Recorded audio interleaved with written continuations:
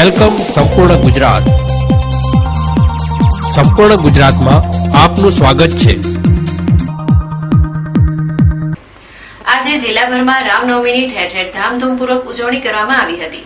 ત્યારે જિલ્લા મથક પાલનપુર ખાતે પણ ઉત્સવ સમિતિ અને વિશ્વ હિન્દુ પરિષદના ઉપક્રમે ભગવાન શ્રી રામ જન્મોત્સવની ઉજવણી કરવામાં આવી હતી.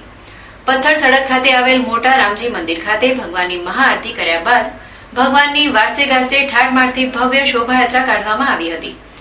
જય જય શ્રી રામના ગગનભેદી નારાઓ વચ્ચે શણગારેલ પાલખીમાં ભગવાન નગરની પરિક્રમાએ નીકળ્યા હતા. ભાવિક ભક્તો દ્વારા ભગવાનના રથને ખેંચવામાં આવ્યો હતો.